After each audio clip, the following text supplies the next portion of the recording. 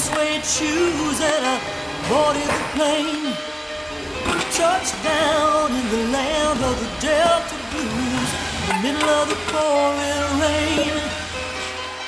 WC Handy, won't you look down over me?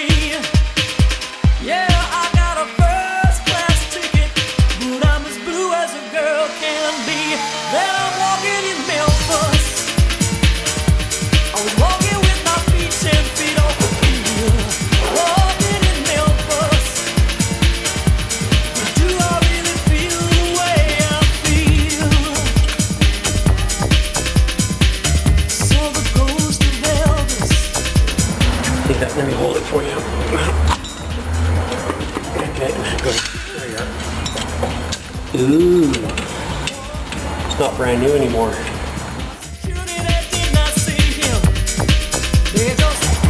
This is the old axle out of this car.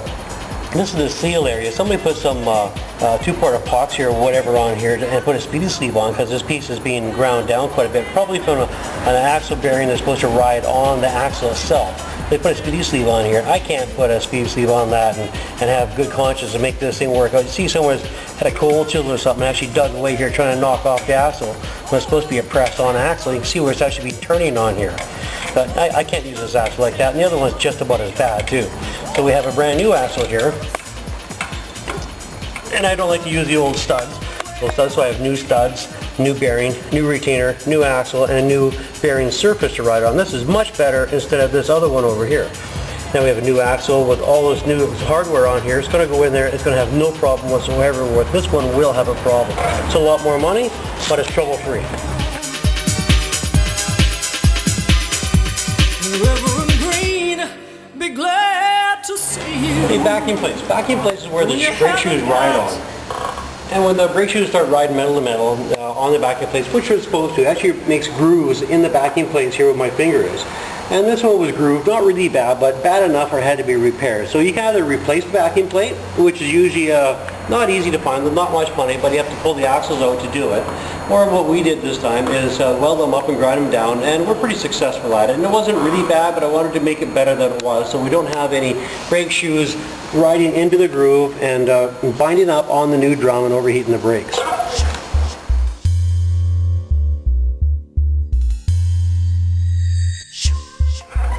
Before I put anything in here, the seal rides in here. It's where the seal is installed to make sure it keeps the fluid from coming out of the housing. I'd like to take a look and see what kind of mess we have going on inside here. It doesn't feel brand new. No, that's not. It's not just oil. That's crud, corrosion.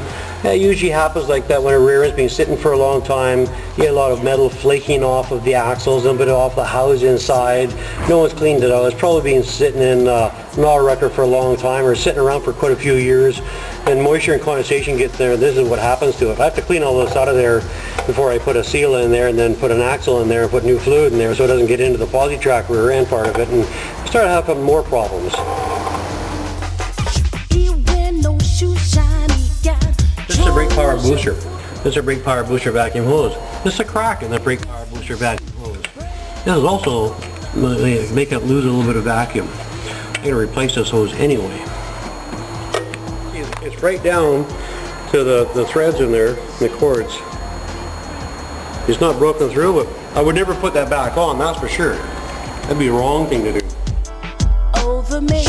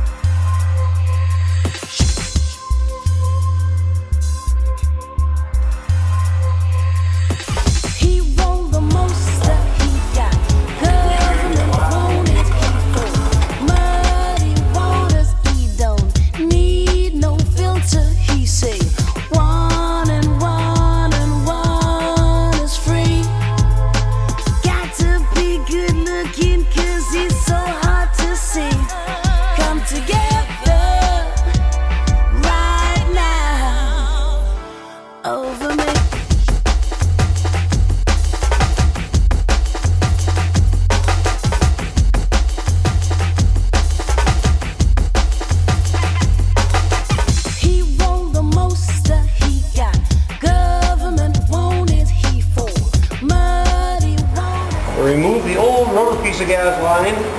No longer have trouble with this. Free. Got to be good looking 'cause it's so hard to see. Come together. I just put a flare on the end of this line here, fuel line, so I could run some metal line all the way through to the fuel pump. Push down on it, and it broke. So this line is obviously too old, so I have to run a new line.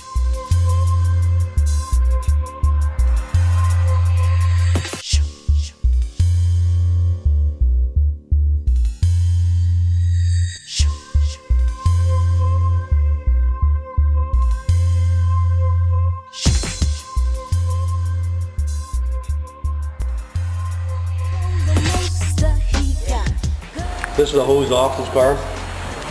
This hose is a little too long, wrong configuration, but the fittings are right. I need the fittings. Yeah, a hose is the right length, wrong fittings. I'm cutting the fittings off this one, and I cut the fittings off this one, put them on that one, so I can make it work. Because I can't seem to get anything that's going to go from a small block Chevy Pontiac stop into the stream box that's here. So I'm making one work. Over me.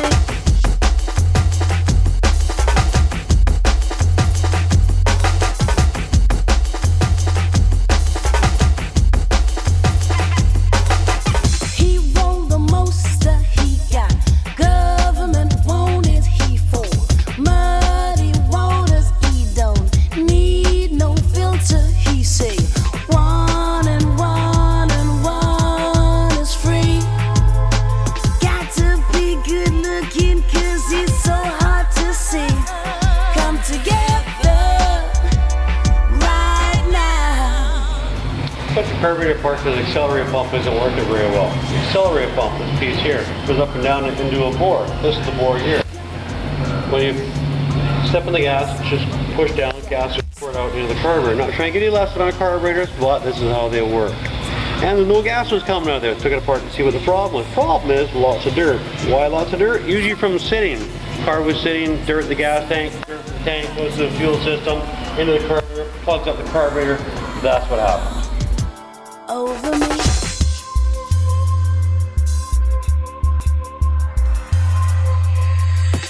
He rolled the most. Let's be honest, man. I have no idea if you hear me or not.